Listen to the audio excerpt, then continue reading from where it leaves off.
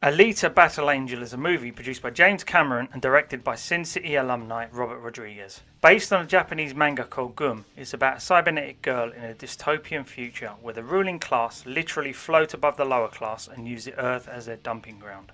It's in this planet-wide junkyard that Alita is found by a cyber doctor looking for parts and takes her home to fix her up. To say any more would be to spoil the story, but it involves cyborg bounty hunters, intrigue, betrayals and copious amounts of bloody action. As an impressionable teen back in the early 90s, I was very much into anime. The animated version of manga. Needless to say, when Manga Video released a 2-part OAV VHS of Battle Angel Alita in the UK, I snapped it up. To say I loved it would be an understatement. Even as a teenager, I used to say that if I ever grew up to have kids and one turned out to be a girl, I would strongly consider naming her Alita. Yeah, that's how cool I thought this story was. I was going to name my child after it. However, as a 38-year-old man with no kids and a full-time job, I find myself being able to afford the occasional hot toy, so it's not all bad. When Hollywood got their hands on the rights to the film, I was, to put it mildly, apprehensive, considering the recent attempts to convert manga to movie have been a little disappointing. I have been justified in having these reservations.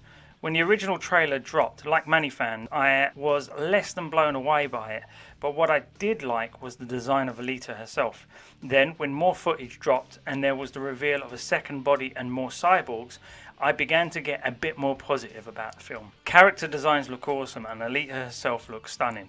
It looks like they pulled her right out of the comic books, and although some have been criticising the large eyes feature, I personally love it. I mean, she's a battle cyborg, so the large eyes would make sense to allow her to see more and help her hunt and fight.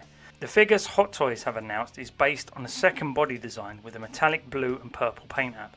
It has a neon biomechanical feel that hints of H.R. Geiger design within it, which triggers both the 80s film fan and the 90s art student within me. Hot Toys have finally dropped the official promo pics of this figure and I like what I see. The head sculpt is spot on. I remember them teasing a haired version at Comic Cons last year, but it seems as if they have decided to go sculpted instead. I think I would have preferred the real hair version, but I understand why they went the route they did, as it would probably be a nightmare to futz straight out of the box. The eyes are movable, which means you will have poses to choose from when displaying her. The body has a beautiful sculpt and looks like it can be put into a lot of poses. The fully cybernetic body means that the exposed joints help rather than hinder the design, and the paint app is up there with some of their best work. I can see there is a small butterfly joint in the shoulder which helps with more articulation, and the only thing that could cause problems is the black suit and the fact that the upper thigh area seems to have some restriction as well. Something this sort of body doesn't really need to have.